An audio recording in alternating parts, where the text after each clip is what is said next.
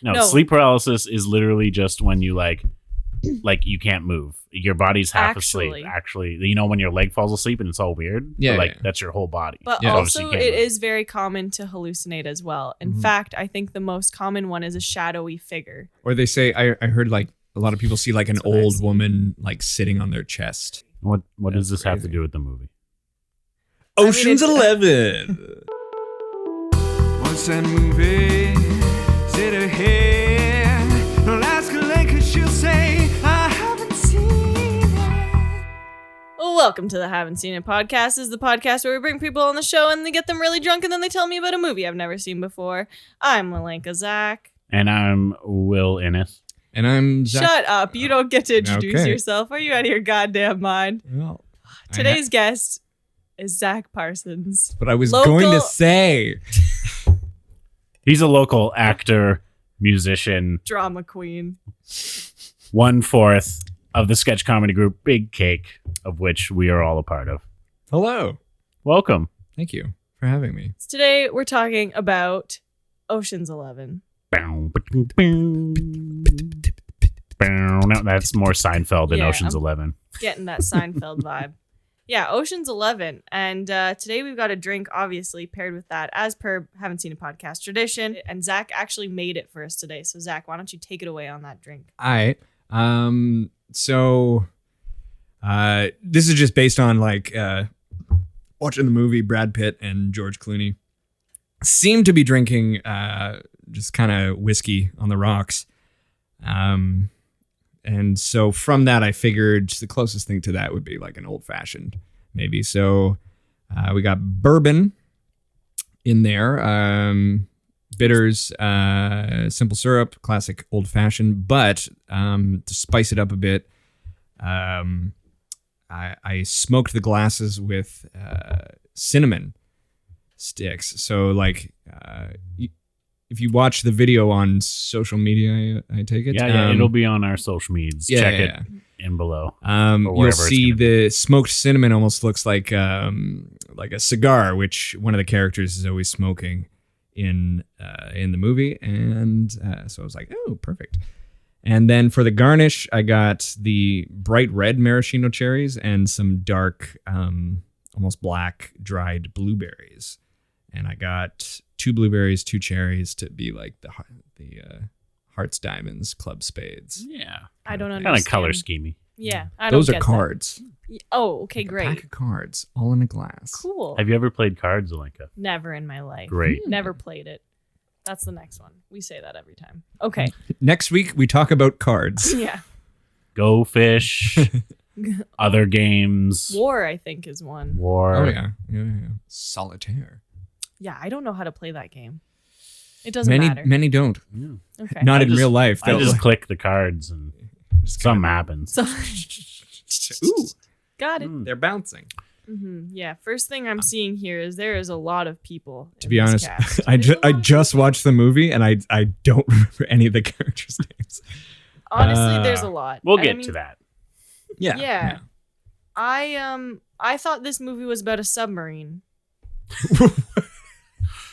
No, I believe Alenka actually thought there was an ocean involved in this movie. Oh, I thought they were a submarine crew. Okay. I did. Jeez. That's what I don't know what other ideas I had of this film other than I guess a crew in a submarine, and I think that's probably not what happens. But now I think I understand that they are some sort of heist group. Or not just like a jazzy gang of dudes in a submarine. They might be. We've been listening to the Really? soundtrack. Just a sexy, jazzy group of Navy SEALs in a submarine. Yeah, this movie looks very sexy. I will say that based off the images I've seen from the soundtrack that we just played, they just look like sexy dressed people. The whole movie is very like stylish and flashy and but very really good. Very very early mid 2000s stylish flash. 2001 the movie came out. Yeah. What does that like look like then? Like very clunky flip phones. Oh, okay. There's some frosted tips, mostly from BP. Yeah, or boy. Oh, Brad Pitt. Yeah, but he's always had frosted tips. Yeah. Now, I believe Gladiator was 2001. Fast and the Furious was 2001. We're on a streak of 2001 movies. There we go. Yeah. So, all right. Zach, when's the first time you watched this movie? I don't actually know. I have a terrible memory. Yes, and we all know this. I don't really remember, but like exactly when or where the first time I watched it. But I remember it was always one of those movies where like I would see it and be like, I feel like I would like that movie. And like, I just never got around to watching it. And I watched it and I was like, oh yeah. Oh yeah. Oh yeah. Come on. It's just, it's flashy and fun and like snappy and it is pure funny. Cool. Yeah. Cool, it's just like I miss those movies. Like a lot of people were saying, like, I haven't rewatched this in forever, but Pirates of the Caribbean, the first one, Black Pearl, is like a great, just an adventure movie. Like just a fun, like, there's swashbuckling, there's this, there's that, and it's just like a fun movie to watch. This is a movie I feel like I watch at least once or twice a year. Yeah. Not like once or twice every few months. Like Lord of the Rings is one of those movies, or like I can't really think of anything else. Wait. It's you watch it once or Lord of the Rings you watch once or twice every few months? Yeah. I don't have any. Anytime I happen to put on, especially if it's on Netflix. No, but anytime I happen to put on The Fellowship, I go, well, fuck, I gotta watch Two Towers, and then I gotta watch Return. You gotta watch all three because it just. But you're not satisfied if you don't. We watch are all going to of them. be doing a Lord of the Rings cast one. Way in the future. We're going to get into that later. If you want to listen to a Lord of the Rings episode, tell your friends about this podcast. Subscribe, write a review, share it. Because we're not doing that episode until we have at least like 10 listeners. 10. Yeah, 10 or 10. A hard 10. Hard 10, okay? Soft 11. I don't like the language being used. What? Nothing. No, that's just a thing. Anyways. Back to Ocean's 11. Speaking of 11. Speaking of 11. Well, I guess we should get into it, right? We should get into it. Yeah. Zach, how does this movie open? Let me tell you. Okay, so it opens up. Remember, he has a very bad memory. Okay, so I watched this 4 days ago. So I think it opens jail. Up on Brad Pitt. No, George Clooney is who I was picturing. Danny Ocean is his name. Is George Clooney. Clooney. He's in jail. He's got a sweet goatee. Yeah, he's got a he looks very different. George Clooney looks very kind of... It's before he went full gray. Yeah, but also... just like salt and pepper. He's very like used car dealership guy. Like he's very snake oily. Ew. Almost, yeah. But not in here, but in prison. He's got this goatee. His hair's a bit more grown out. It's like he's got the full goatee, but like still stubbly everywhere else. And so and big sideburns. And he's being interviewed by these people off screen. So you just see a shot of him sitting in this chair. And it's them saying like, you've served, it was like 5 years or whatever. And he's like, yep. And they're like, do you think... when you get released from prison, do you think you'll have you learned anything from here? And he was like, oh yeah, I've learned the mistake of my ways. And it's like, when you leave here, do you think you'll commit any crimes? And he kind of looks at him, and then it cuts to him like getting all his possessions back and like walking out of prison, and he gets his clothes from when he was arrested, and he puts them back on, and it's like a full tuxedo with the bow tie kind of undone and unbuttoned up top, and he looks so good. I realized they just stole that opening from Shawshank Redemption. Oh, really? Yeah. Well, that's what I was thinking as you were describing that. I was like, that sounds. Wait, you've seen Shawshank Redemption? Yeah. Okay. I know. God, I've seen that once and I don't even remember It's that. such a weird assortment of films that I've seen. Well, it opens up a prison interview about his release, and it's like, yeah, it really reminds me of Shawshank, but George Clooney instead of Morgan Freeman. Mm-hmm. Yeah. So, and so I can't remember exactly how he does it, but he leaves prison, and he was like, "Yeah, I gotta get the crew together or something." I don't believe he says that. Yeah. He just looks it, you know. He looks at the camera, and no, he doesn't. He looks like he's on a mission. He's definitely hasn't learned his lesson. Okay. Yeah. So he So this is where we get introduced to the first person in the crew. and let me just tell you about like the structure of this movie too. They take the first 10-15 minutes of the movie just to introduce each of the characters. Yeah, and they're kind of like specialty. Ooh, I And like their that. specialty, and then they just like, and then it just kind of takes off from there. Like they just do the heist, and like that's the whole movie. There's no like. There's a little bit of different. There's a little bit of like a side plot here and there, but like it's so focused and anyway. So he goes to find his old pal Rusty. No. What? No. Yeah. No, actually, the first person he visits is Frank. Oh, right. Yeah. So I forgot about that. I believe he goes to a casino in Atlantic City because it's very wintry, so it wouldn't be in terrible Nevada. Yeah. So he's in Atlantic City. He's at a casino and he visits his old pal Frank, played by Bernie Mac. R.I.P. Oh, cool. Wait, is Bernie Mac? Bernie Mac Yeah, dead? I know he is. Cedric the Entertainer still alive. Yes. Okay, F. they were part of the Press F. whole. Yeah. Um, So that's the first crew member we're introduced to so he's working at a casino under the name of something else. I think it's How do you remember this? I watched it a couple days ago. So did I. Yeah, but you have a terrible memory.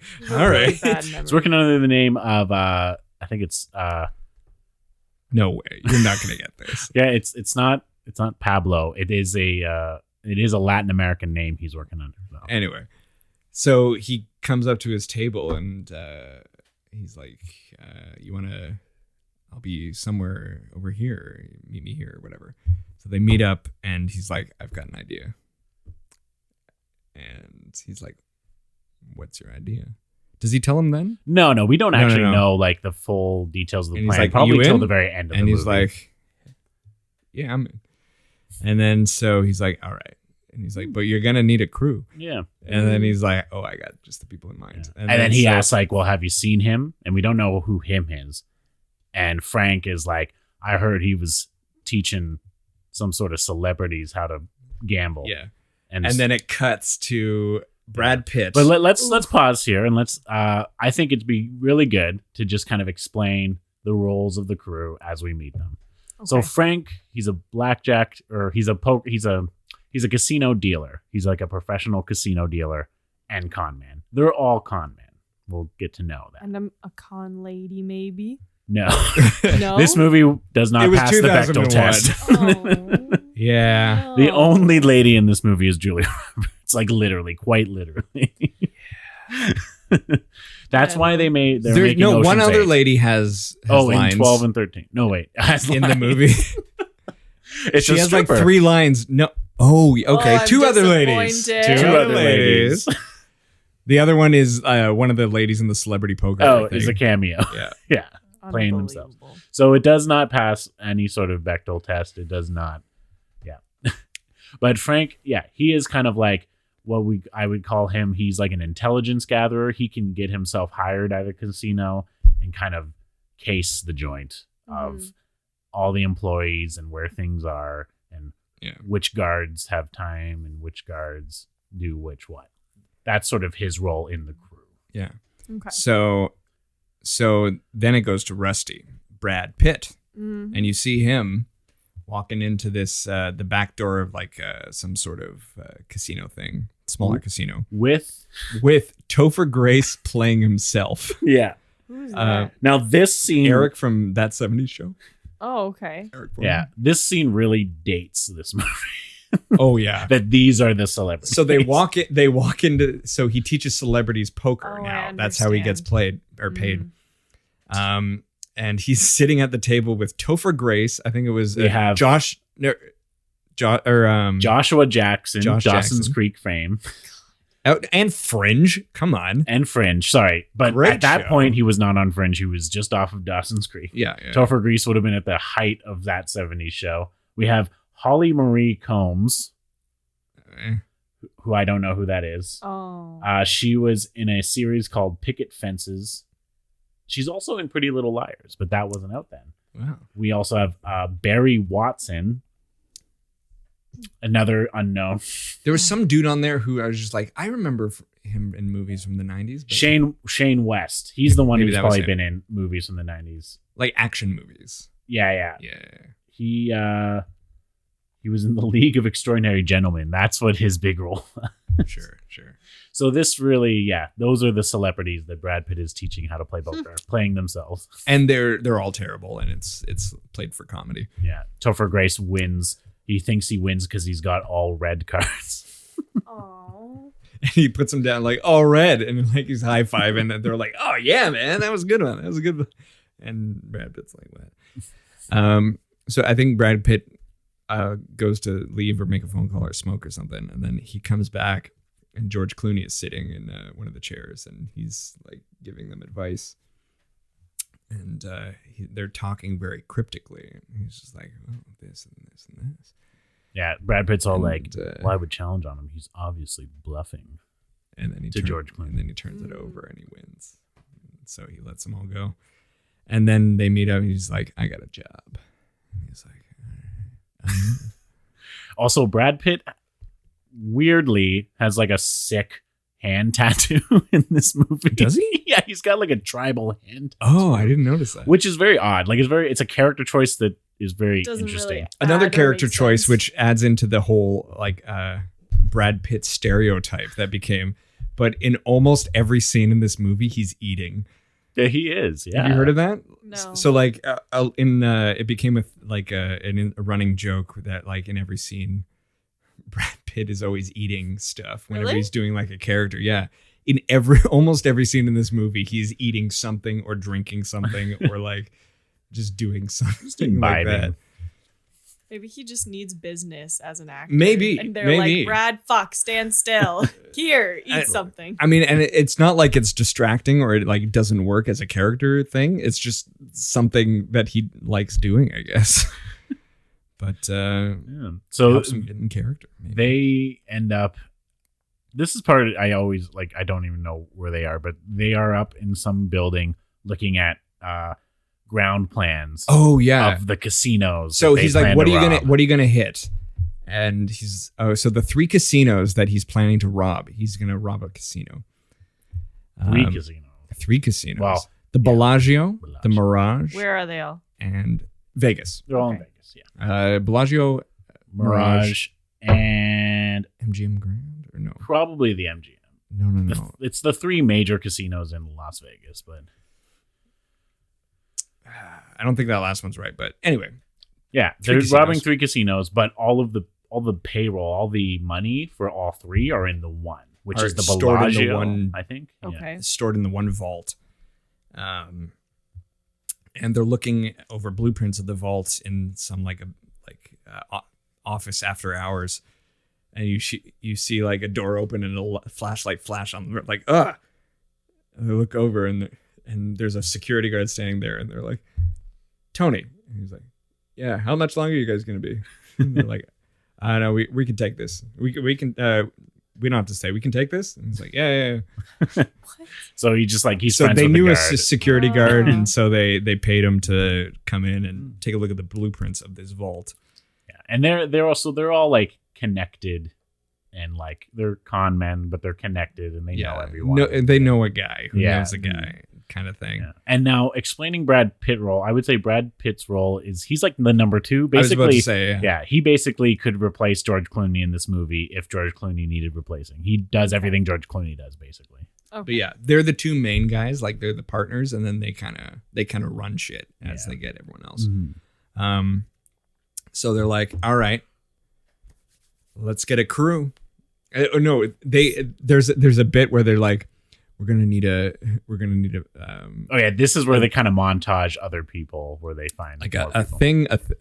They use a bunch of like jargon. Like we're gonna need a pinch, like a sweeper of this, a this. fixer. Like, do you think we'll need a pinch? Yeah, no, I think we're gonna need a pinch. I think at this point we can introduce all the crew kind of one after the other. Yeah. So I think the first people they flash to are these two brothers. Yeah, and that's Casey Affleck and Scott Conn, whose father is Khan of the Khans. Yeah, from Star Trek. Well, no, from The Godfather. Haven't seen it. He played Sonny in The Godfather. His father played Sonny. Khan. No, not that Khan. Oh. In any case. So they're two brothers, and like I think they kind of set them up as like wheelmen. Kinda. But like one thing you'll notice throughout this movie is that they set everyone up, and only like a few of them really play their roles. They all seem to play everything. They seem to do everything. I mean, and I imagine that would be like in real life. Oh, like, yeah, for sure. Like something needs to get done, you get it done. Yeah. Right. These are like henchmen. They're like comic relief. I mean, everyone's comic relief. So they're always they're always bickering. They're always like arguing with each other and doing like this and this and this. If the first scene you see them in that introduces them is they're having a race. One guy's in a monster truck and the other guy has a remote control monster truck that looks exactly the same, but is like a 1/10 of the size. What the heck? So they're having a race and like Casey Affleck's doing the thing and the other guy's like starting to lose to the remote control into this giant march. So he runs it over and he's like, so they're kind of like a wheelman and a tech guy, but also so later on what they do is they put on disguises. Yeah. And they're like the people in the field, like pretending to be trying to help the people traditional get in. like con. And their names are Turk and Virgil. And Virgil. Yeah. So you see them, and then the next one you see is I believe we see oh no, do they go to they go Reuben? to Basher, I think. Reuben? No, they go to Basher next. Yeah. Or do they go to they go to Reuben nearly last. Close to last. Right. Yeah. So Basher, played by Don Cheadle, with the worst, British accent. Oh, okay, no. now like it's so bad.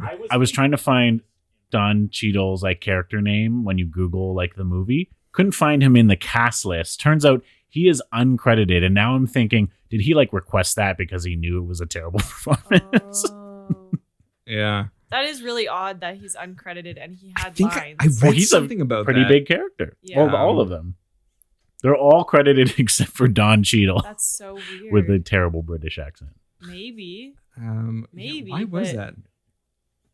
That's so fucking weird. Yeah, no, he was embarrassed about it. So Is that what it says? I just looked it up. Really? He was. So I knew it had to be like that. How's it working with Steven Soderbergh again on Ocean's 11? Oh, it's embarrassing to get paid to do that movie. Really? Oh my God. I mean, I'm not going to give the money back, but He's embarrassed because of his performance then? Or maybe he just doesn't like the movies, but I don't. It's kind of weird that he's uncredited. why the heck is Don Cheadle uncredited? Anyway, he's uncredited. But we find him in as a kind of reverse prestige thing, for what it's worth. After the salary and credit negotiations with the film's producers had disgusted, Mr. Cheadle voluntarily withdrew his name altogether for consideration for including in the credits. Wow. It's like a big thing. Yeah. And he plays like a big part in the movie, so that's kind of fucked. Yeah. No, literally, yeah. But like his accent is so bad. It's like I'm gonna have to hear Yeah, that. let's the best impression you've got, Zach, for this accent. Barney, rubble, trouble. No, he's doing like this, but not as good. I don't know. Yeah, it is very like it's like 20s Cockney.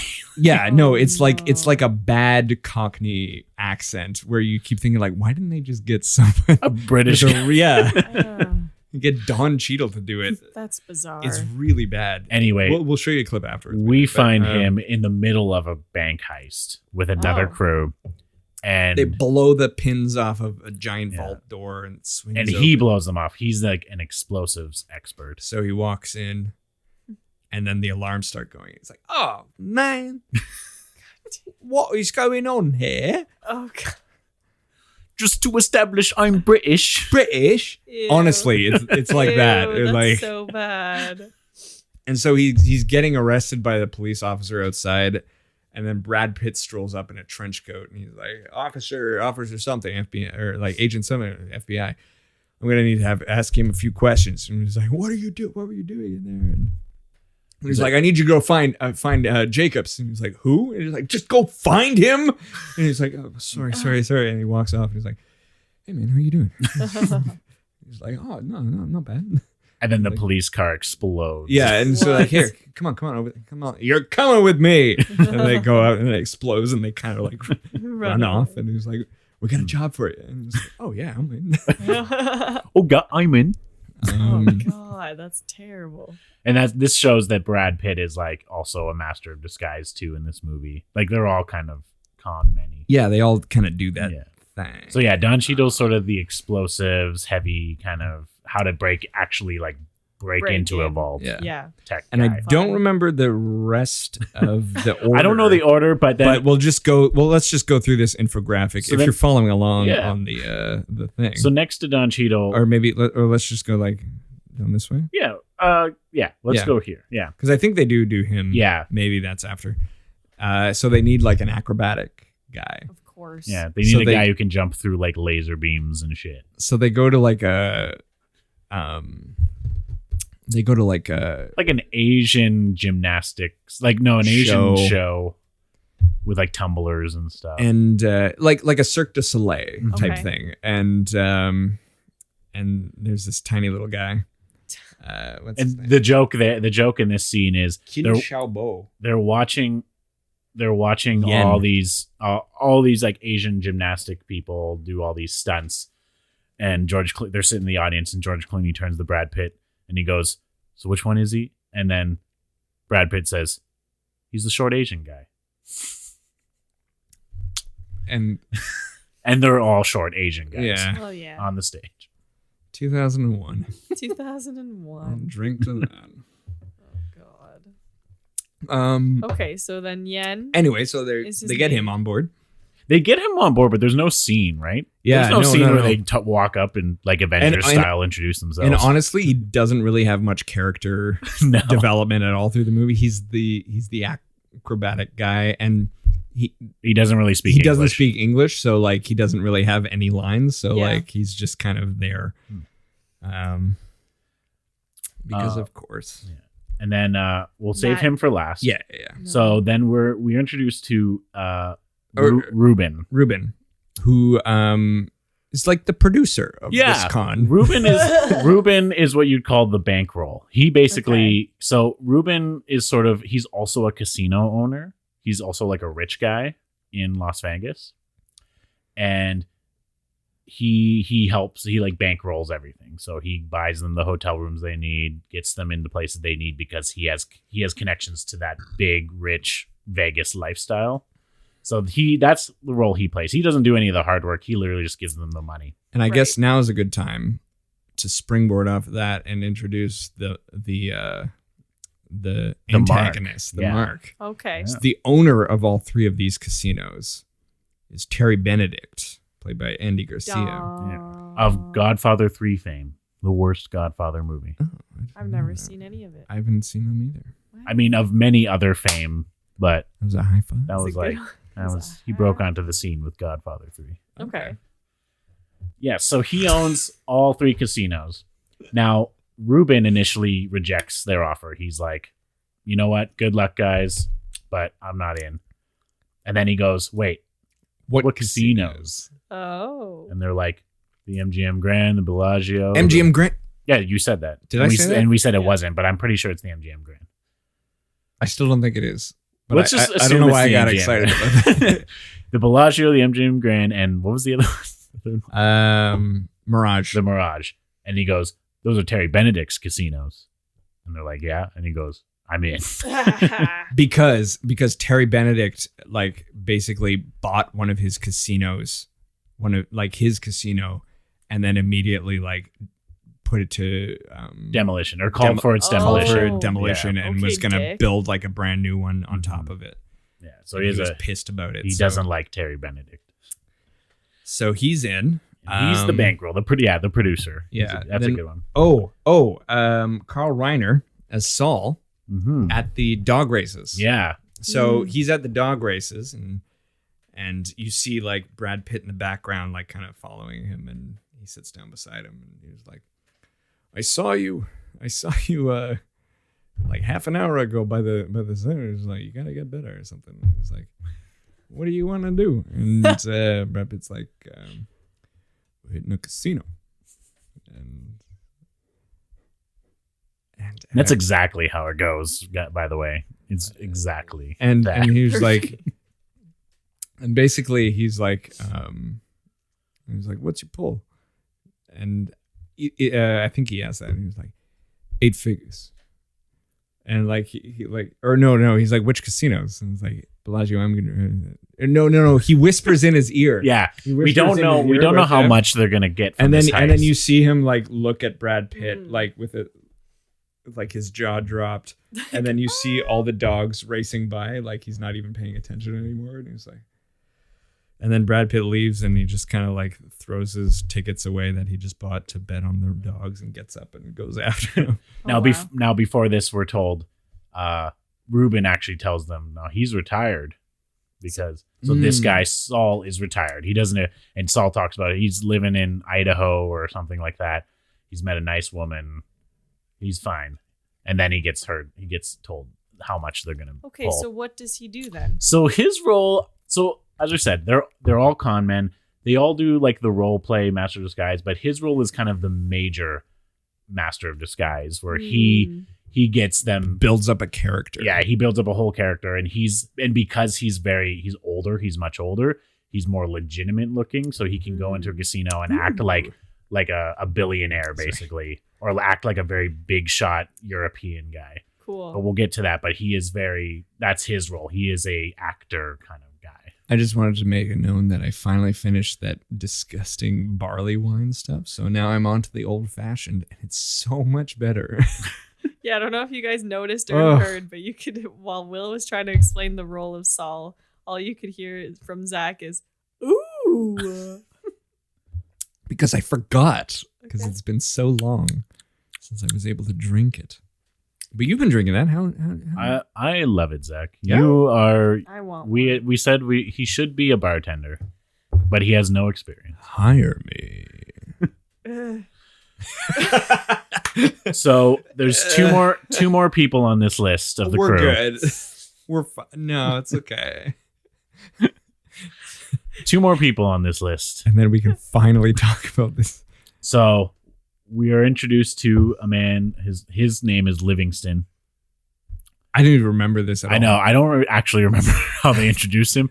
Anyway, he is their tech guy. He's their hacker. Wait. I remember he's working for the police. Oh, or the FBI, yes. And they're like, and he's doing like in a surveillance van, and they're like, hey, like move it over here. And it's like, you can't just move it over here. And they're like, oh, we'll do what we want. He's like, and then.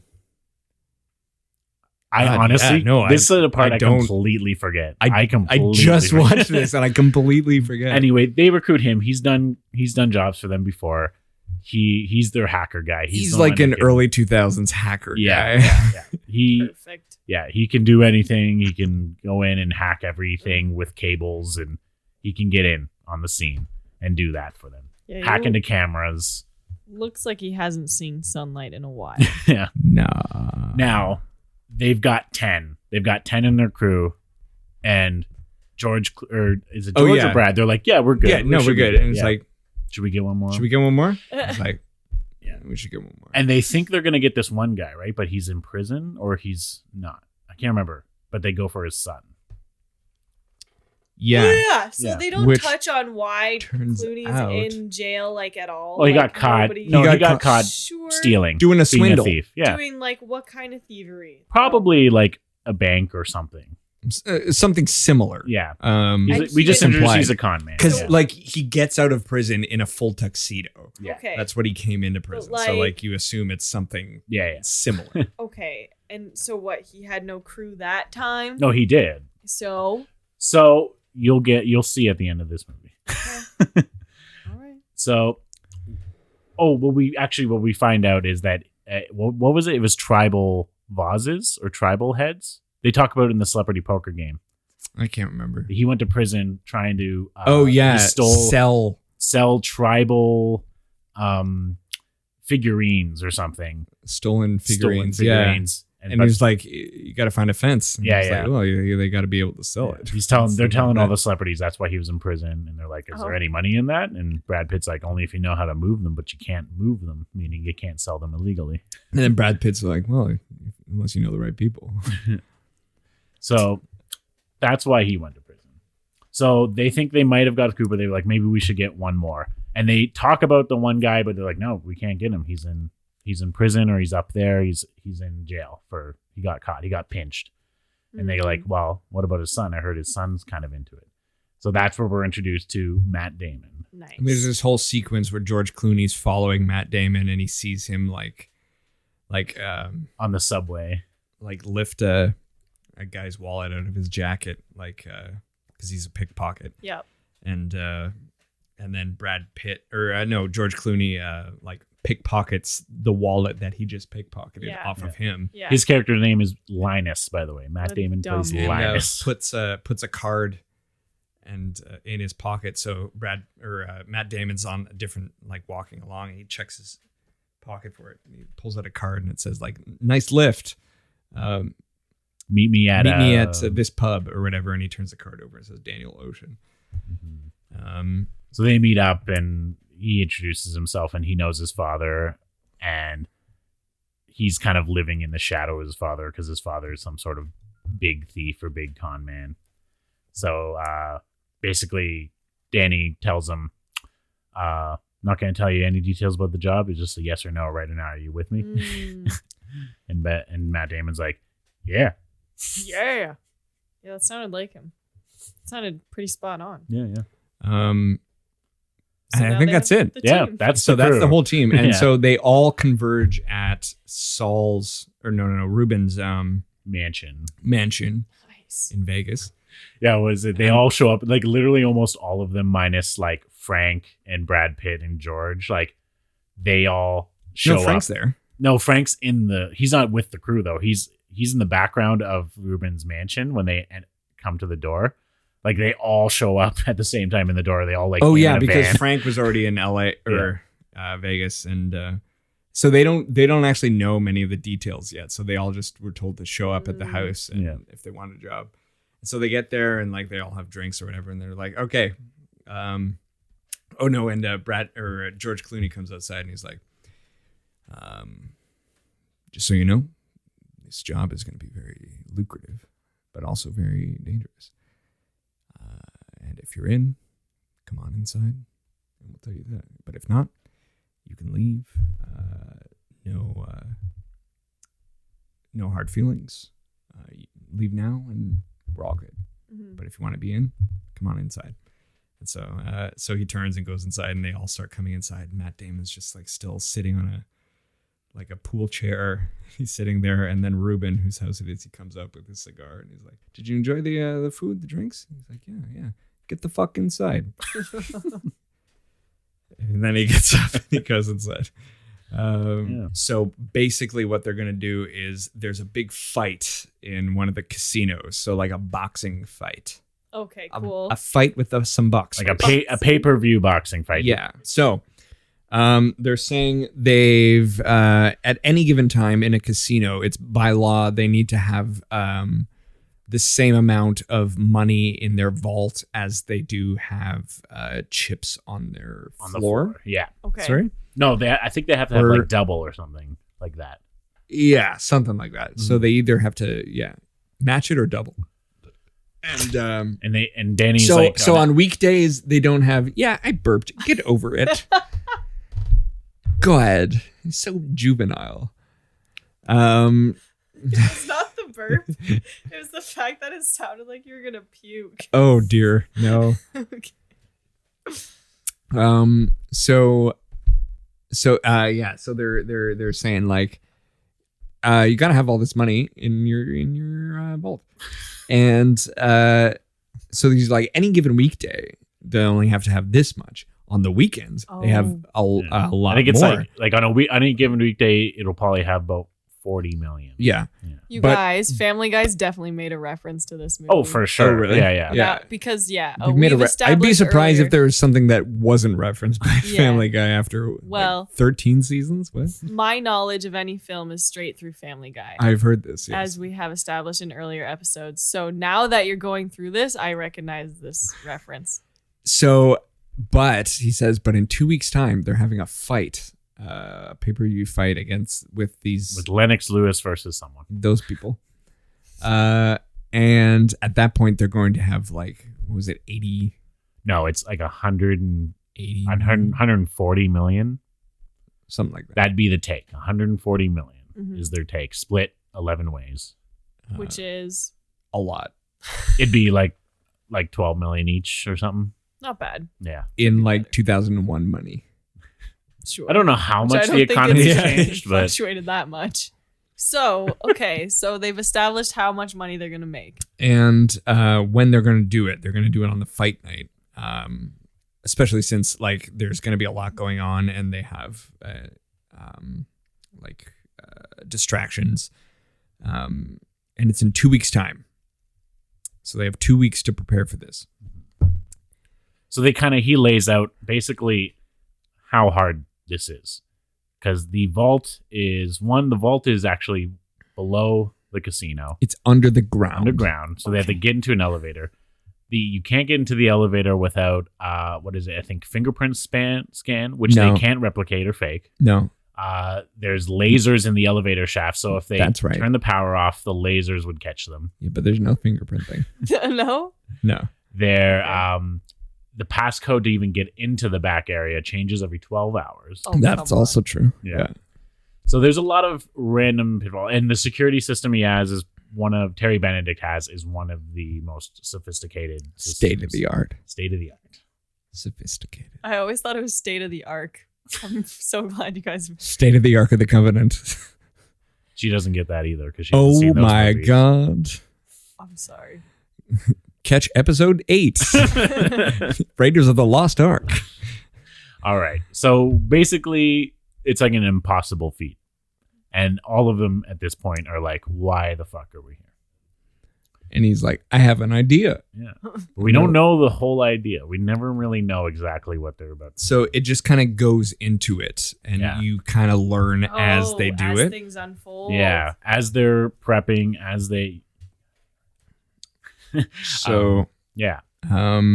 So first off, we have Frank casing the joint. He's already got a job. Yeah, he's transferred from his casino in Atlantic City to there. So he's like... He went to a doctor and he's like, I'm having throat troubles. And so he's like, you should move somewhere with a warmer climate. So they move him to Vegas and he gets in the casino. So he's working there. He kind of gets all the lay of the land. Yeah. And he learns sort of the guards' routines and where they go and who they know. All that stuff. Meanwhile, the rest of the crew, they're building an exact replica of the vault that they have from the blueprints. So they're building this just to practice because they're acrobatics guys. One of the characters says, "What, for practice?" And George Clooney goes, "Sort of." And that's all we hear about that. What? But they're building an exact replica.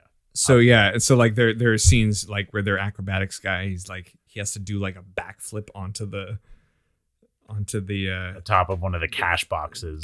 The things, and so they're all watching him, and he's like, $10 says he shorts it. Like, no. Because there's lasers on the ground. I'll take that. I'll take that back. So they're all watching it. And like he does it, and they're like, all right, not bad. And then Don Cheadle's character is talking about how they need a pinch, which is... Oh, you need pinch. You need a pinch. Oh, you need pinch. Which is... I don't know. which is when a nuclear blast happens, Oh. an electromagnetic pulse shoots out. Yeah. Yeah. That's after though. Oh, never mind. He Yeah, goes into the sewers and he's gonna like set up by the electrical things or whatever to shut off the power to just the casino. Hmm. But it happens on its own. Like they accidentally short. No, well, yeah, he blow said the fuses for the casino, and he's like, they found out because it shorted on its own. They found out the weakness that I was going to exploit, so now I can't do that because they fixed it. They fixed it, yeah. Oh. So what happened was he set up this thing, and that's what they were going to use, this kind of explosive device. And then the casino that Terry bought from Ruben, it was its day to be demolished, so they did the demolition. And the building collapses, and you see Don Cheadle like literally in his hotel room across the street from that collapsing hotel, working on like a little bomb. All the lights go off, and then he's just like, I don't know. He probably goes something bugger. That happens afterwards, but the scene is like he's looking at the TV screen of like the building collapsing, and you can see the building collapsing outside his window, but he's like watching the TV screen. Yeah, and then the power all goes off, and he realizes, oh shit. And so what happened is that once they've now gone into the sewers after that, and they've fixed the system, so it's even more powerful. So then he decides we need a pinch, which is an electromagnetic pulse that would basically turn off the power, an EMP that would turn off the power for probably like 5 minutes of like the whole city. Like, because he talked about it, we need the electromagnetic pulse a nuclear bomb would set off without the nuclear bomb. Wow. Oh, it's a big old bomb. Yeah. It's a big old bomb. Yeah. Okay. So he's working on that. We've got the two brothers dressing up and getting kind of doing things, being distractions basically in the casino. Also. Shush. I was going to say that. So Matt Damon has been tasked with following around Terry Benedict. Just following him, knowing his schedule, like knowing when he gets the passcodes or whatever. And he's very kind of upset at this because he thinks that's small beans, but he's he's like the apprentice Danny Ocean. He's supposed to be like, he's just like, he's the new guy on the block. He's the only one who doesn't know. He's the kid. Yeah. So he gets kind of the menial task. Back when Matt Damon was the kid. Yeah. And so he's running through it with Brad Pitt, with Rusty, and he's like, so he goes this way and this way and this way, and they're walking through the casino, and then he's like, and this, I mean, honestly, this is the best part of my day. And he's like, what? And it's like, Terry Benedict's lady comes down, and he's like, his lady? And she's like, yeah. And then you see like coming down the escalator, like this shot of like Julia Roberts. Oh, I was wondering. And then Rusty's like, Tess, and he's like, wait, you know her? And he's like, oh, I know her.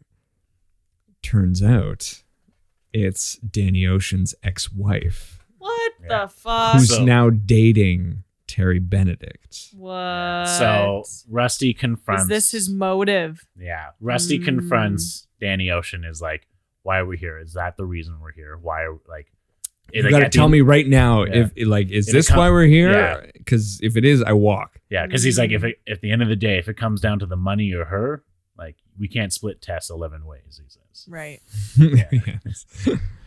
So he's like, I promise you that's not why we're here. And then he goes, it's sort of why we're here. He doesn't say that, but that's basically what he says. He goes, I lost something the last time he went to prison. He lost her last time he went to prison. And he's here to get that back. That's what he says. But he says he promised it won't affect the crew. And she's waiting for dinner for him. Mm-hmm. And Danny Ocean comes up behind her, and she's like, "Hey, baby, what the heck? What the heckin' heck? What the bitchin' heck? What the bitchin' heck?" And it's Danny Ocean. Mm-hmm. It's George Clooney, and he sits down. And he's like, "Hey, how's it going?" He's like, "Hey, how's it going?" She's like, "I thought you were in prison." That's the perfect Julia Roberts impression right there. Thank you. You do Pretty Woman? Actually, do you want me to? Yeah. I'm pretty and a woman. All right, now do Aaron Brockovich. I like lawsuits. Guys, All right. she's the only. Can you woman believe in the fucking she's the movie. only Can you woman believe in I did that whole Trigger. that accent and I've never seen Aaron Brockovich? I know. Yeah. So they confront. He sees her and he's just like, just wanted to see you again. Blah blah blah. Terry Benedict shows up. while they're talking, and he's just like, "Oh, I was just Passing by. passing by. I thought I'd say hi." Does Terry know who he is? He knows he just Yes. got out of prison. He doesn't know exactly who he is. No, he does. Oh, he does kinda like know, yeah. this is my ex-husband. Yeah. She says, I think, Oh. and he's like, "Oh, well, you know." And he knows he got out of prison. Like he knows everything about him, actually. Okay. And okay. she and he like kisses her hand or whatever, and he's like, "Okay, well, have a good night, Tess." And he walks off, and While this is happening, meanwhile, we have Saul preparing his character, and what his character, he's decided he's playing sort of like I think it's like a Swiss. He's like a Swiss, German man. Swarman. That's his character. Arms dealer, yeah. Like Okay. that's what they put out there as that's who he is, and he shows up at the casino like a high roller at the high roller table because Terry Benedict knows. Terry Benedict. Yeah, so Terry Benedict knows who the high rollers are. His chief of staff sort of gives him the layover of the casino. And like he goes up to all the high-paying people Gotcha. and like introduces, like, "Are you having a good time? You having a good time? Right. In my casino? Yeah. Good. If I got anything I can get you, let me know." Oh yeah. So the Let me idea. know. That's me, Terry Benedict. The idea is That's me, Terry Benedict. Okay. Saul I wants. don't think that's. Saul's job is to get into his good books so that he can ask a favor of Terry, which is to store something very valuable to him Valuable. into the vault of the casino. Okay. Mhm. On the Okay. fight night. And he's On the like, fight I night, can put it in my house vault. And he's like, "House vault will not do." Yeah. He's like, house vault is for good whiskey. Yeah. Yeah. House vault is for pieces of poop. What I need is the best of the what you can do. Give me what your best vault. Zach, your memory is so good. Oh, thank you. Can you believe I'm just doing all of these from memory? Verbatim. Nailing it. Yeah. Perfect. Like exactly what they. So that's what Saul's doing, kind of getting into that character.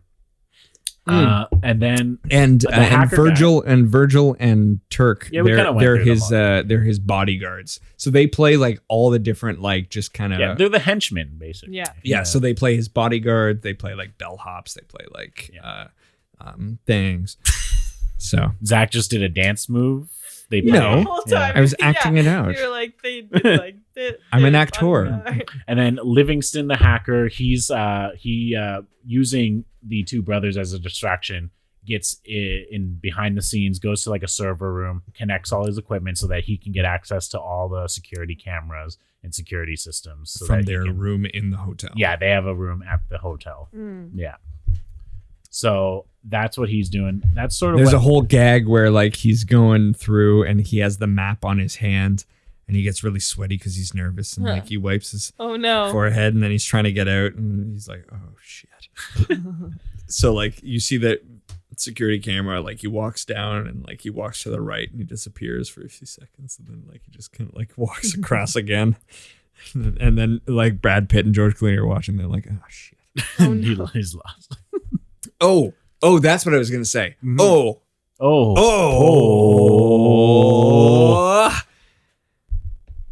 Remember that time when George Clooney was talking with his ex-wife? Yeah. Yeah, yeah. And Julie Terry Roberts, Benedict come yeah. up. Because of that, Terry Benedict put Danny Ocean on a watch list Oh. Yeah. on his casino so that if he were to show up, like, people would be watching him, which kind of fucked up with their plans, and Brad Pitt's all mad. Yeah. Yep. Because right now only Brad Pitt knows about Tess, knows about Danny. And So Matt Damon. Matt Damon knows that Brad Pitt knows Tess, but he doesn't know the details yet. Yeah. But then we see Danny leave that dining room where he's just talking to Tess and Terry Benedict, and we see Matt Damon like not far behind watching him because Matt Damon's supposed to be watching Terry Benedict. Mm-hmm. So then the whole crew confronts Danny in the hotel room, and basically Brad Pitt's like, "You're out. You can't do this. You're not running this. You're staying in the hotel room." Yeah. He's like, all right, fine. Okay. Fine. Is that So about it for Act 2? Yeah, that's basically that's the prep. That's all the prep is done.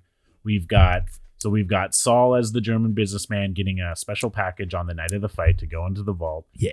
We've got Frank as a blackjack dealer in the casino, casing the joint. We've got the hacker set up with the security cameras. We've got the demolitions guy who knows who's going to launch the EMP. And then we've got Brad Pitt, George Clooney, and Matt Damon. I'm not sure what they're doing really. And then we've got Yen who's doing the trapeze artist stuff. Backflips. Yeah. They all got there. So now we're arriving at the night of the heist. Nice. Heist night. Heist night. 2001. 2001. It's 2001. Yeah, it's 2001. It's 2001. 21. No, 2001. 2021. 2021 1. 2021 1. 2021 1. 2021 Yeah. Because All we right. started a band. Oh, The Ocean's 11 band with 3 members. the Ocean's 3. Ocean's 3 and 11. That's Oceans Cubed. Yeah. Okay. All right. who's the drunk one here, huh? So Drunk it on is. soda water. It is heist night. Heist night. Yep. Get fucked. So very first thing that happens is They take a drink. yeah, they all get a drink. They're all No, they like, don't. get some good sleep. We're doing it. We're doing this shit. I think I made that up. Okay. I was convinced. I was First like, thing that happens, makes sense. Saul's package arrives at the casino Yeah. during the day. Oh. He's Briefcase. It's briefcase. like handcuffed to He's the handcuffed to him. hand. It arrives. We're meant to believe these are like precious jewels, basically. Okay. Precious the jewels. Terry takes him to The house. No. He doesn't take him right to the vault. He No. takes him to the control room and he's like, "There's a security reason I can't have you in the vault, but you can leave this here and you can watch on the cameras as my guys bring it to the vault." He's like, yeah, that's cool. yeah. Okay. And he's got to check his briefcase for nothing that's crazy. Meanwhile, Casey Affleck and the other guy, Turk and Virgil, they sneak onto the premises with one of their fake money bins, which is where they keep the monies. They originally sneak on as like waiters bringing room service up to the hotel. Mm-hmm. So they get into the elevator. They've got like a thing over the box. They and go to the take it hotel off. room. They switch things in the elevator, and you see their costumes like in the elevator. Well, no, still. they go to the hotel room first, and they put Yen in this box. Oh, right. It's 'cause He's it's got like actually, an oxygen Oh tank, my and God. he's a contortionist, so like he goes inside Yeah. the box, and they close it, and he puts this thing on. He's like, "You want any chips? You want anything to read? No, you're good." And then he sticks his middle finger out because he can't speak English. He Aw. just- yeah. But he can. You find out it's a joke, Oh. and he's like, "Hey, man." Don't do it. I'm kidding. So it's a joke, and like he sticks his middle finger out, and he's like he speaks English, and Yeah. you realize he It is speaks perfect. English, No so it's fine. accent whatsoever. So No. they end up changing into like security uniforms, and they bring down this box, and they start arguing with the other security guards like, "This is Terry Benedict stuff. You got to get it in there." And they agree with them, so they bring this money bin to the vault, and they put him actually inside the vault. Oh my god! Do you know what I just remembered? What? Remember that one time in the movie? Yeah. Casey Affleck is dressed in like a cowboy hat, and he has a bunch of balloons. Yeah. It's them testing out the security stuff. There's Well, a camera, yeah. and like he has a bunch of balloons, and he pretends to get in a fight with his brother. there. And he lets go of the balloons, and they all like float up and cover the camera, and they're like, And then the fighting. hacker guy sneaks in. That's when the hacker guy because goes in. he's got a security code. I thing. only say that because it's a funny moment, and you'll Okay. laugh. Yeah. Actually, Oh, so wow. how the hacker guy sneaks in, we're going back again. Oh my god! The hacker guy sneaks in because he's got a security pass that was stolen from one of the security guards because Brad Pitt pays a stripper, the only other female character in the movie, Terrible. to steal the pass while they copy it from a security guard who frequents this strip club, and they found that out because Frank is the one listening in the break room. And he's in the parking lot, and she comes out and gives it to him, and he gives her the money, and he's like, hey, how's your mother, by the way? And she's like, oh, she'll be on in 20 minutes if you want to talk to her. God. So that's kind of how they treat women in this movie. Yeah. That's why they did Ocean's 8. That's why they're doing it. Yeah. We've got Yen in the vault. Yep. We've got Saul getting ready to see his package go into the vault, or go into one of the vaults of the house vault. Yeah. And then we have Danny Ocean enter the casino. Watching. Wait, we haven't talked about that yet. No, he enters the casino. Well, we haven't told that. Told what? No, but we don't. There's nothing to tell yet. We don't know. Well, no, but you remember when we said he was on a watch list? So yeah. We said that.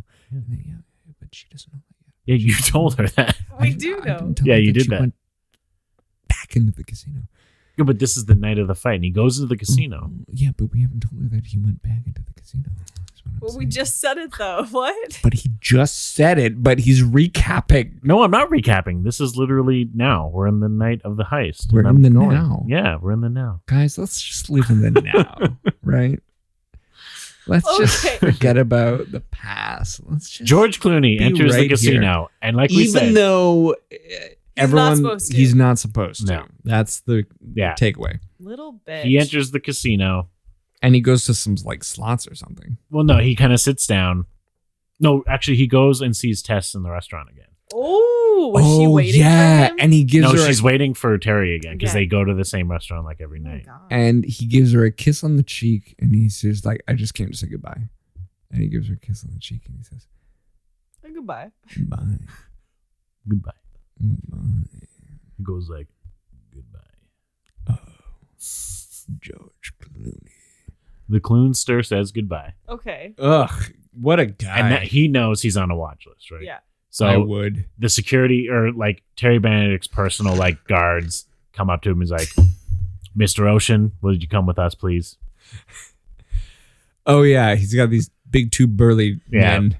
And they bring him to a back room. And so they're like, and he's like, what, are you going to rough me up or whatever? And they're like, oh no. And they open the door, and there's like a guy who's like twice their size, like jacked, like bald, and he's like leather jacket. And he's like, yeah. And he walks in, they close the door. And then he's like, all right, listen. And the guy decks him in the face. And he's like, Bruiser, I told you, not wait now. Wait till afterwards. And he's like, oh, so sorry, Mr. Ocean. I didn't know when you wanted it. And he's like, yeah, it's okay, man. So hey, how's the wife? And he's like, well, she's expecting. And he's like, hey, congrats. And what? So Danny knows this guy. He's hired the thug. Like he knows this guy.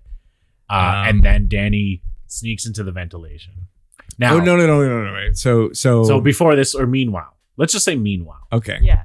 Meanwhile, all of these things are happening like simultaneously. Yeah. So like they kind of cut back and forth. Meanwhile, Matt Damon enters in a disguise. Matt Damon in a new character.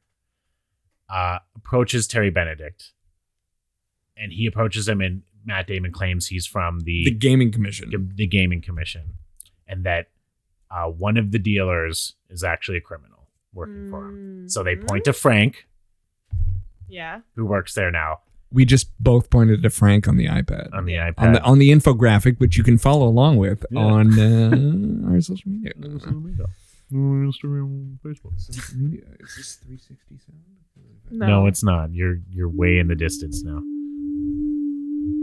It's not stereo, Zach. It's not stereo. Okay. No. Well, I'm back. So they pull in Frank in the back room, and Matt Damon's pretending to be a gaming commission officer and basically telling Terry Benedict exactly who Frank is. That he's a con man, he's a thief, like his real name, everything. Why? That's part of the plan. Shit. But like that's the whole thing about this movie. Is you never know what the plan is. You don't know what the plan is. So like you think it's like, wait a second, is he selling him out? But then you see like, oh shit, that was part of the plan the whole time. Okay. Which is like, so they have a bunch of these twists kind of come up. But yeah, so like they're like interrogating their own guy in this room. It's just him and Terry Benedict and Matt Damon. And he's like, oh yeah, Bernie Mac says something like he says something like, is this because I'm black? He doesn't say that, but he says something like that. No, Matt Damon says a slightly like racy thing. It's like, no, it's definitely not because of that. It's like, and then he's like, oh, because of, and then like he stands up and she's like, oh my God. And he like hides behind Terry. He hides behind Terry, but in doing so, he like lifts the codes that Terry had.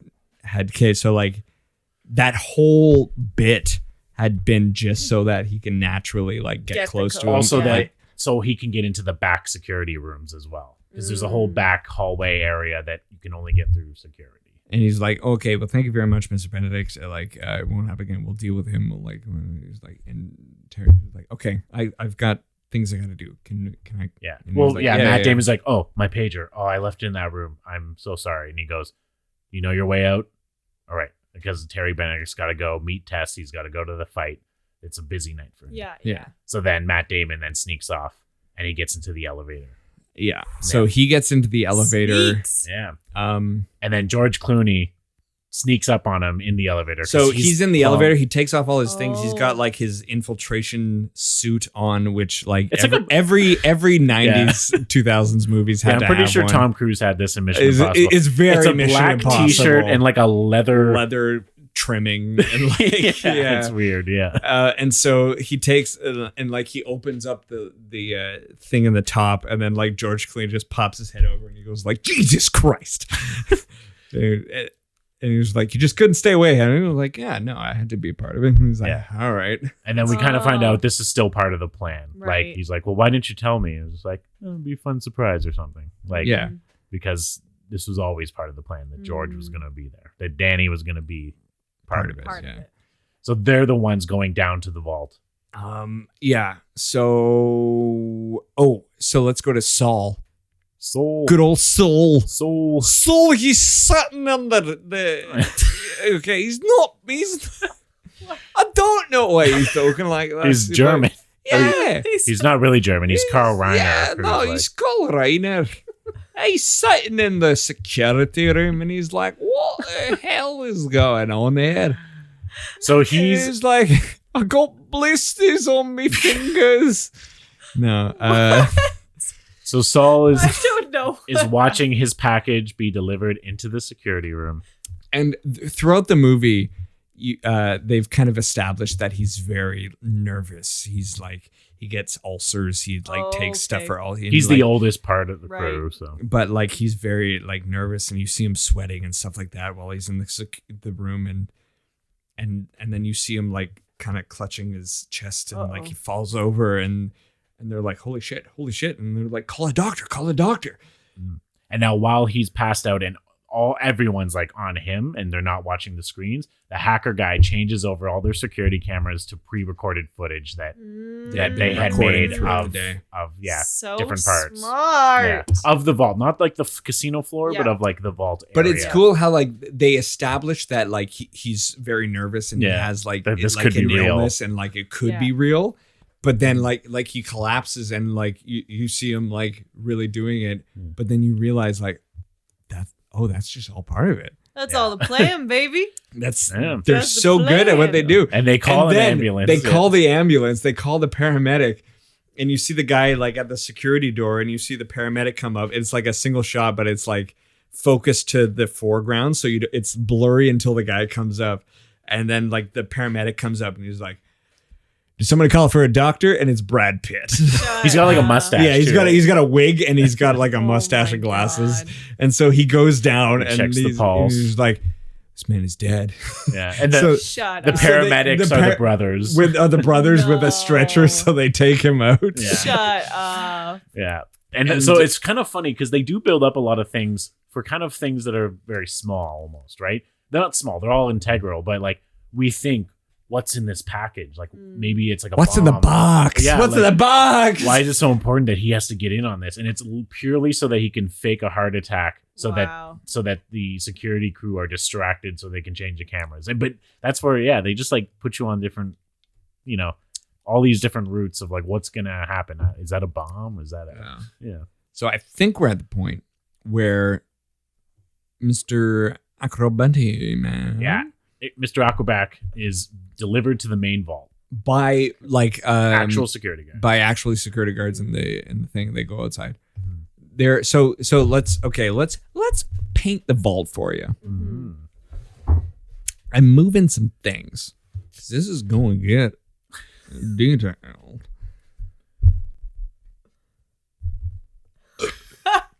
Sorry, I had to burp, but that's okay. It's a natural thing. It happens to everybody. I gotta do it again. All right. So we got the vault. So, okay, let's imagine. This is the entrance to the vault. Okay, elevator's here. I'm pointing a thing. I'm doing a thing. Will's massaging his eyes like, oh, fuck. Jesus Christ. We got a vault here.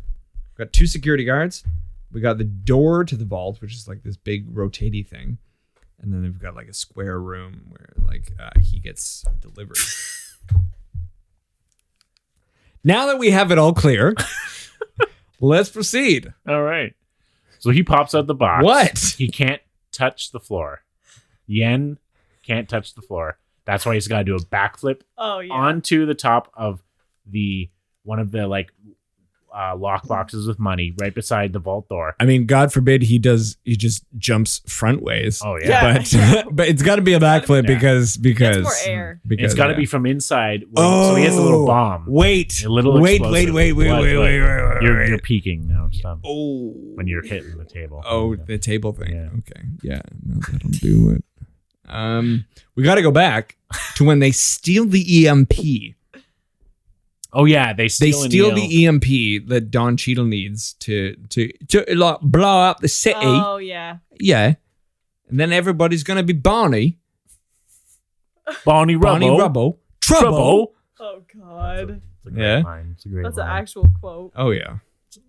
Straight from the movie. When they're stealing the EMP, they're doing it from some like tech company in Palo Alto. I don't know. That's just where all the tech companies are. Yeah. But they're doing it, and Matt Damon wants to go in because he wants to be part of it. But like he's like, they make him stay, and he's like, I gotta go in. I'm doing a lot of burps here.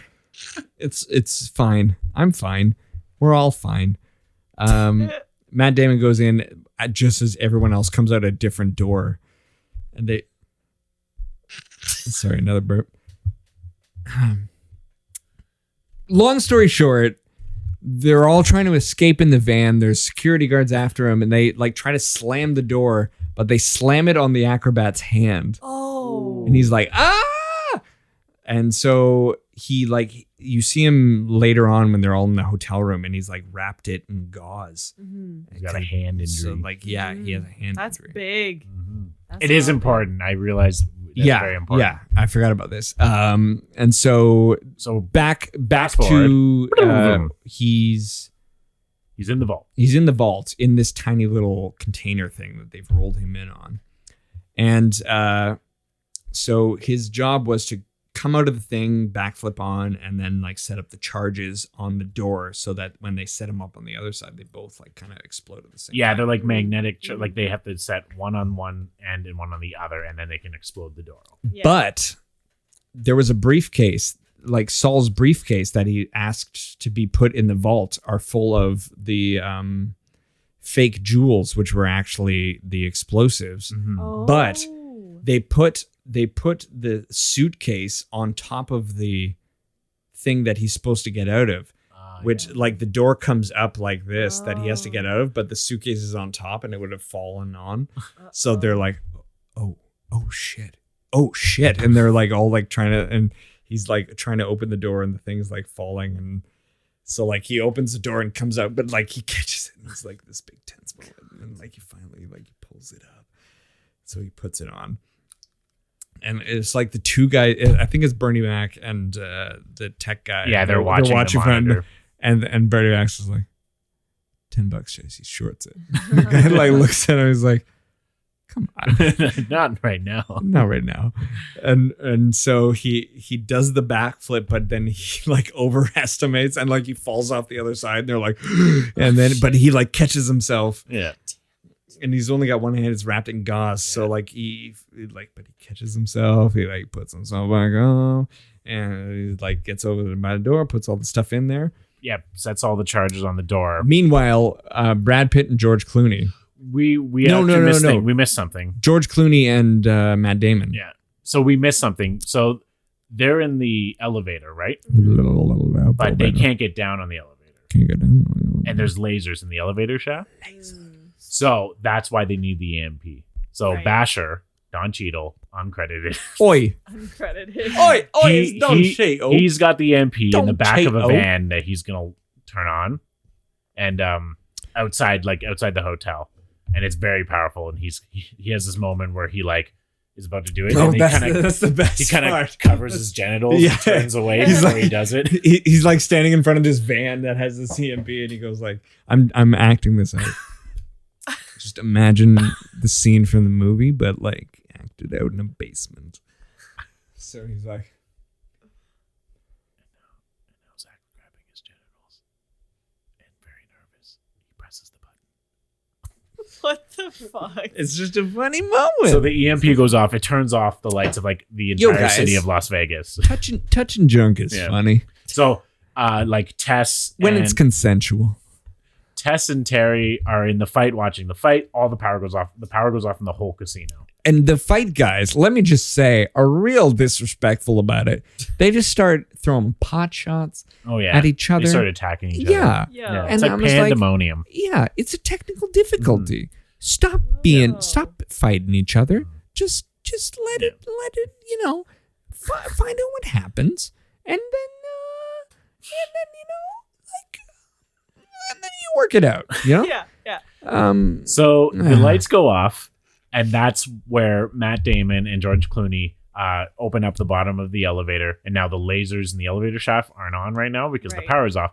They throw down some glow sticks so that they can see the bottom, and they rappel down to the bottom of the shaft. They have magnetic thingies that they put on. They're like, "You sure these are gonna hold us?" Because you see in like Mission Impossible and stuff, like all this like technology that's like they put it on the thing, and it's a tiny thing, and it does a thing. Very descriptive. Oh yeah. But and so like they put these magnetic things on, and he's like, "You're sure these are gonna hold?" And it was like, "That's what he told me." So like they put them on, the magnetic thing sticks, and then they both like go like, okay.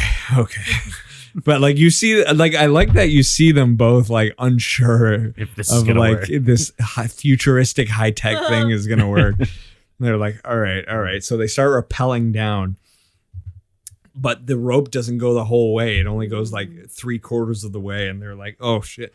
So they have to like cut the things off, and they fall back down just as the lasers come on. They're like, oof. So they open the door to the vault. So they open it just a crack. Well, to the hallway to the vault. Yeah. And he's like, wait. And so like they have like a little gas disc, like a sleeping gas disc. Yeah.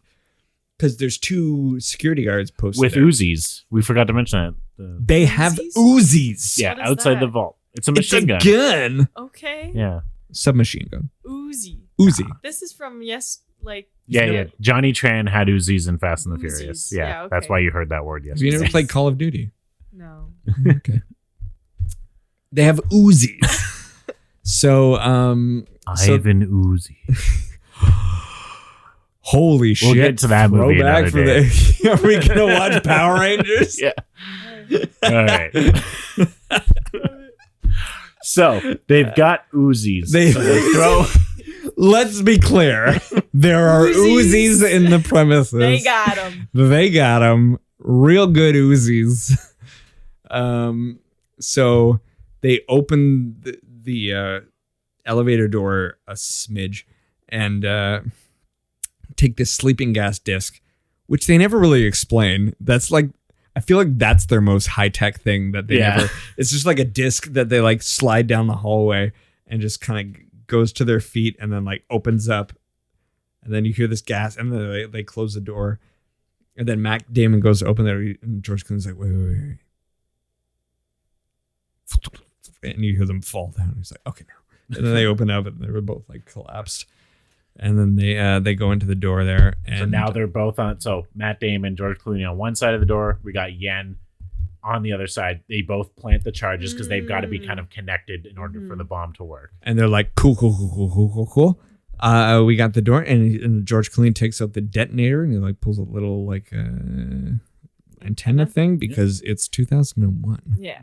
You know? And then they knock on the door to warn him to be like, okay, we're going to detonate it now. And he knocks on the door, and he's like, we're good.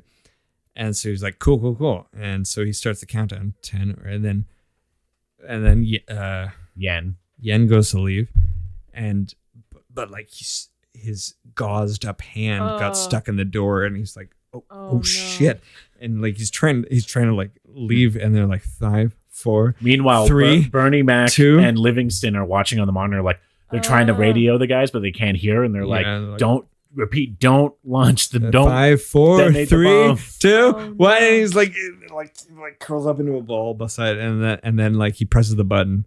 Don't think Avid like presses it a few more times. It's like, and there's a funny scene where they're just standing there, like, and then Matt Damon's just like, did you check the batteries? Shut up. And like he takes out the batteries, and he's like, they're in the wrong way, man. You like you gotta, and he's like, yeah, I know. And like while they're doing this, it cuts back to him, and like he rips the gauze out of the door that it got stuck in. He like jumps back onto the other thing, and he's like, okay, there we go. And then the lights come on. He's like, yeah, see that? And then he presses the button, and they both go, oh shit. Stupid. And so they get into the vaults, and so they start doing their thing. Yeah, and then that's Brad Pitt enters the hotel room where they're watching on the monitor, and they kind of look at Brad Pitt and they're like, all right, you're up. So this is where the big kind of like, oh shit, what's going on? Oh shit. Yeah. Oh shit.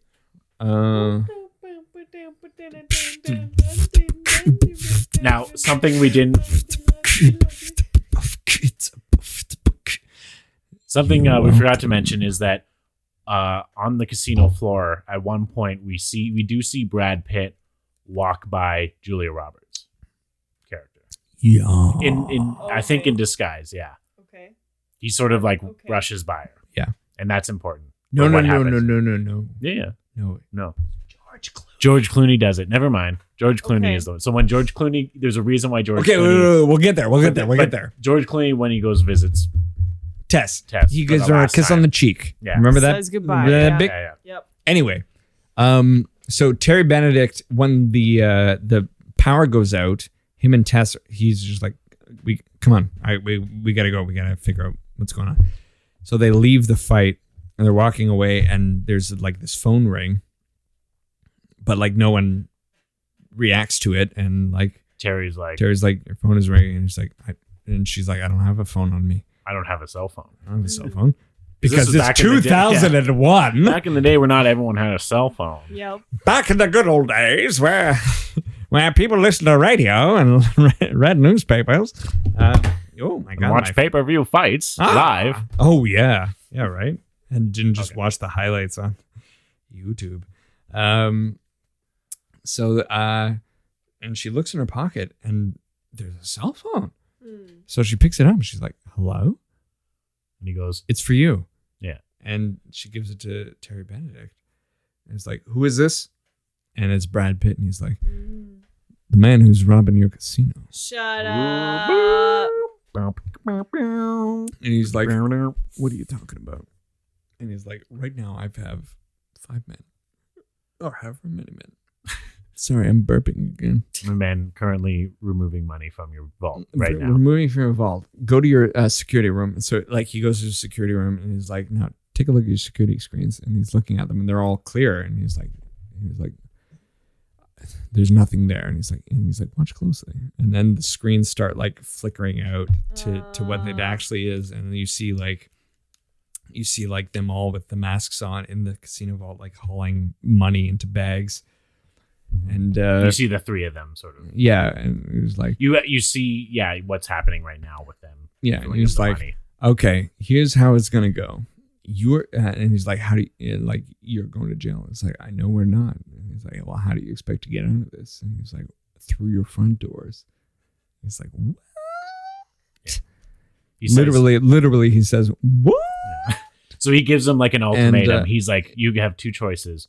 We can leave here right now by your consent with, I think, like 60, half of your money. Half of your money.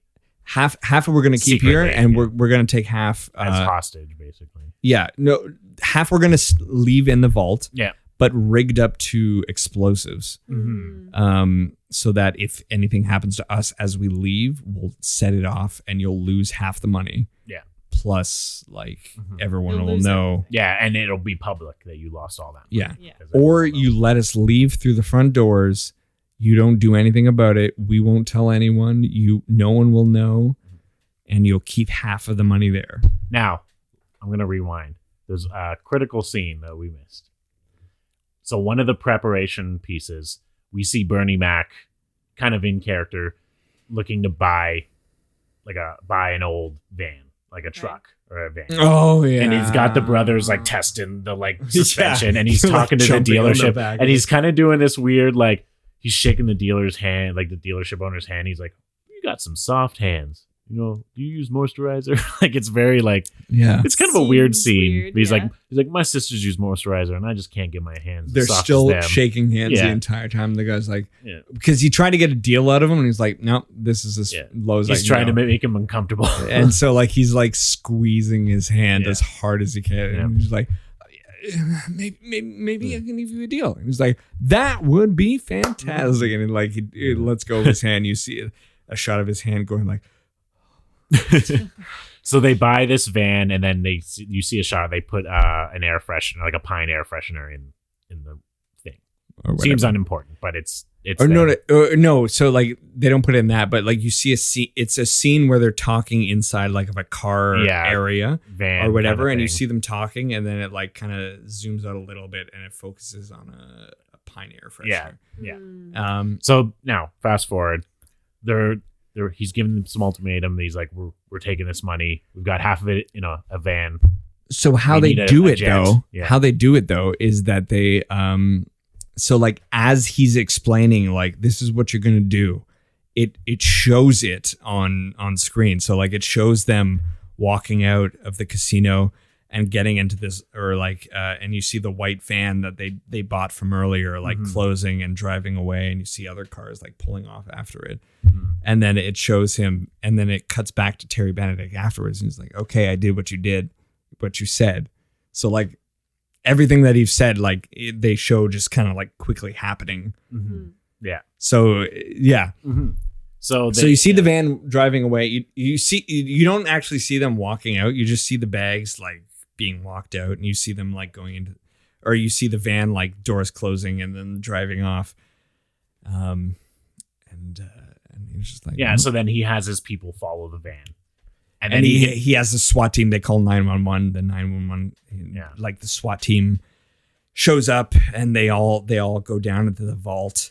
They're ready to open up the doors, and like they open up the doors, and like breaching, and it's like, but then there's an explosion from inside, and there's like, there's an explosion,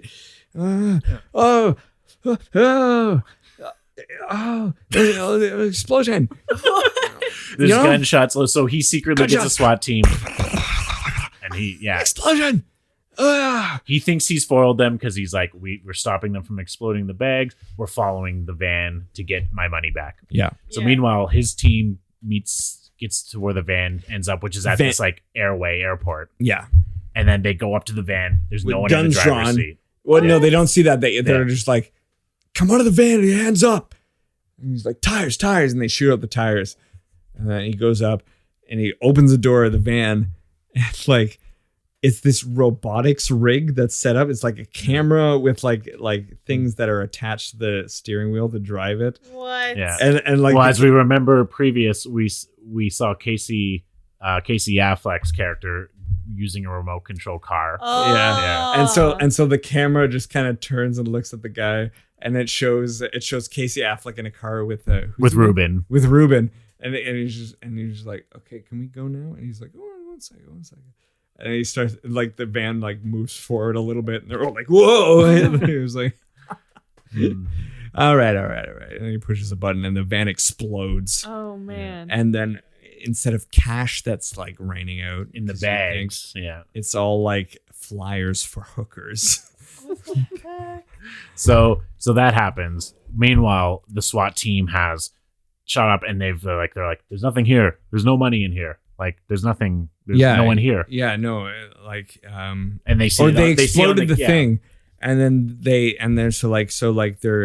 rest of the police showed up and the SWAT team just kind of packed up and left. Yeah. Well, they show the camera, like the security cameras. And the SWAT team enters. The room is completely clean. No one's there. And they except for like debris. And they're like, no one's here. It's all gone. Like no one's there. And so Terry Barron's like, where's my money? And he doesn't know. This is where we then find out what the twist is. The con. Yeah. That's what I said. So we see the SWAT team load up with bags. They exit the casino. They get into their SWAT van. As we close in, we see the pine air freshener in the SWAT van. And then it shows like one of the SWAT officers open his helmet and it's Brad Pitt. Yeah. Like, looking around and he's got like the 2 bags full of money. And the entire SWAT team was the rest of the crew that wasn't involved at the time. And what Terry Benedict and his security team were looking at on the screen was actually pre-recorded in that replicated vault that they built. Because he was like, wait, roll back. The floor there, it doesn't say Bellagio. And he's like, what? And he was like, we had that installed last week. Yeah. And it doesn't say Bellagio. Yeah.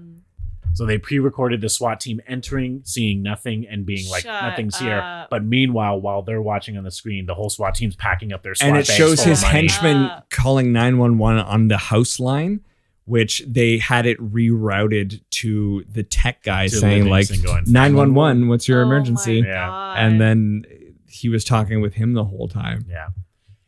So they get the bags out. They exit the casino. George Clooney gets back into his suit, goes back to that room where he's supposed to be beaten by that big guy. And Terry Benedict is like storming down because he's like, he knows he's like Danny Ocean was behind this. Yeah. And he goes into the room and like Bruiser is just like giving him punches and he's just like, I'm going to ask you once, did you have a hand in this? He's like, hand in what? And he's like, one time, was this you? He's like, I don't know what you're talking about. So they're having this confrontation. Meanwhile, Livingston phones that cell phone he phones the room that Tess is in right now. She's in like a hotel room because Terry sends her away basically. He doesn't want her around. He phones, he goes, change it to channel blank. And she turns on the TV and it's a closed circuit TV of that hallway that Terry is Benedict and with George Clooney and he's like, what, did you get robbed or something? And he's walking away and he turns around and he's like, you did, didn't you? Listen, I met some guys oh no, he says he's like I know where your money is. And then Andy goes like, where is it? And he's like, well, I'll give you a choice. Like, you give up Tess and you get your money. What do you say? And she's watching the screen the whole time. No. Yeah. There's like either, you give up Tess and I'll tell you where your money is, or you keep Tess and, whatever. I might know a guy who knows. Well, he doesn't say that yet, right? He just gives him the ultimatum. Well, he doesn't say it yet. No. He explains. Like, no, he doesn't. I met a guy. No, sorry. He doesn't say that yet. That's the whole thing. He gives him this choice to make him think that he knows exactly where his money is. Yeah, no. But he says like, he doesn't say that yet, Zach. Listen to me. He goes, I'll tell you where your money is, and you give up Tess, or you keep her and you don't get your money. And he goes, yeah, I'll give up Tess. And she's watching on the screen. And that's like, and then she leaves the room. She's like, well, obviously he doesn't care about me. And then George Clooney goes, look, when I was in the joint, I knew a guy and he knows every job that goes on in the Eastern United States or whatever. But it's very important that he doesn't give away the fact that he actually doesn't know where the money is. Oh. Because he wouldn't give that away right away. He needs to give Terry Benedict the choice so that Tess sees it on TV, so that she leaves Terry. Oh, I thought he did it before that. No, he doesn't do it before it. He doesn't. He makes it seem like he has his money and he's willing to trade, so that Terry makes that choice. In any case, Tess is like, what the fuck? Yeah. Understandably. Sure. And so she leaves the room. Terry basically sends his guards with George Clooney to basically arrest George for basically trespassing, I think. Well, they just kick him out of the casino, and but they arrest him though. Oh yeah. He's like, I'm sure he's violating his parole. Violating his parole, because he wasn't supposed to leave the state. Yeah, and he went to Vegas, and so he gets like 5 to 6 months. But like Tess sees him before they put him in the squad car, and like, how long will you be gone? And he's like, 3 to 6 months. And he's like, and she's like, see when you get out, essentially, or whatever. They put him in. Well, she runs after them, after the cops, and goes, "No, that's my husband." She says, "Yeah, please." And then it goes to black, and then it's silence, and it says, 3 to 6 months later. No, it goes to black, but it doesn't really go to black. We see the whole crew waiting at the big fountain in Vegas. You know, that famous big fountain. And they're all standing there, and there's this great score, and they're all watching it because they're all basically like, "Oh, we all have $20 million or $12 million now, basically," and they're all one by one leaving the fountain, walking away. And the last two, I think, are either Ruben and Matt Damon or Saul. I think that's Matt it. Damon. Yeah, no, Ruben and Matt Damon. Yeah, and then they leave, and then it blacks out, and then it says 3 to 6 months later because he was just like. She's like, when will you get out? And he's like, 3 to 6 months, maybe. And then it says 3 to 6 months later. Yeah. And he gets out of the car, and Matt Damon's waiting for him, eating a cheeseburger. No. Brad Pitt's waiting for him. Yeah. What did I say? You said Matt Damon. You said Matt Damon. Oh, sorry. No, I meant Matt Pitt. He's eating a cheeseburger. Matt Pitt. Brad Damon. Brad Damon. Brad Damon's eating a cheeseburger. Also, George Clooney, again, leaving prison in a tuxedo. Yeah, because that's what he went in. So we can almost infer, we think that, did he do the same thing last time? Did he like take the hit? Was he the only one who went to prison for the last time purposely so that everyone else could get away with it? And then he's like, I got a surprise for you in the car, basically. And they get back to this car, and he looks inside, and Julia Roberts is sitting in the back seat, and she's like, "Hey." And he's like, "Hey." So they both go in the back seat, and Brad Pitt gets in the front. And it's a really old clunker of a car, and George Clooney is like, I think he's like $12 million, and this is all you got. Yeah. He's like, I spent it all in the suit. So they start, and he's like, and Clooney's like, "So where are they?" And he's like, silver Subaru or whatever, like back lot or whatever. And so they pull out, and like they start driving away, and then the two henchmen that were following, the two bigger guys that followed him in the casino, that grabbed him, Terry Benedict's men, like pull out, and they start driving away after them. They're like following him. But then they drive off into the sunset. And that's it. And then it's the Wait, so it ends with him being followed by Terry Benedict's guys? But he's kissing Julia Roberts. Yeah. But he's being followed now. But he's being kissed by Julia Roberts. He's always being followed. Who would care if you're being followed by men if Julia Roberts is kissing you? Valid point. Yeah. You know what? Let's be real. That only makes sense. So, yeah. And that's how it ends. Yeah, that's how it ends. So they get away with the money. They get away with the heist. They got everything. So was it obvious there was going to be sequel? Not really. I mean, no, it's kind of like it's just like, okay, his men obviously are after him, but like you kind of, it's implied that like they're gonna outsmart him somehow. Yeah. And this is a remake of a heist movie, Ocean's 11, back from the 60s. It was like Humphrey Bogart or something. Let me look it up. Never seen it, but it's a remake. But most people know this one, I'm pretty sure. Right. Okay, 1960s. Frank Sinatra, Danny Ocean played Danny Ocean. Calls on some of his World War II buddies, including Jimmy Foster, Peter Lawford, Dean Martin, Sammy Davis Jr. to pull off an elaborate New Year's Eve heist at 5 casinos in Las Vegas. I guess they couldn't, with this movie, they couldn't be like, like George Clooney's going to call on his Gulf War buddy. Yeah. Yeah. This rating is a 2 out of 5. So that's like an 11 out of like 25. I guess Yeah. that'd be. It was just a lot to Or follow. out of 11, that's like 6. Right. Okay. So out of Yeah. 11, that's a good idea. Yeah. This is hurt me. 6 You hurt oceans me out of myself. 11. That's less than half. Well, it's more than half. It is. Danny would be ashamed. No, it's slightly less. No. Yeah, it's less than half. This is only because there's a lot to follow and there was a lot of jumping, which would happen. Yo, if you've got a movie that you think maybe I haven't seen, throw it in the comment box because you damn sure I probably haven't seen it. Yeah. Throw it in Throw there. it down. You can contact us on the Haven't Seen It podcast as well as Big Cake Comedy. At Haven't Seen It Podcast on Instagram. Thank you. And Big Cake Comedy anywhere else. Anyway, stay tuned for the next one, folks. Thanks for listening. I love you.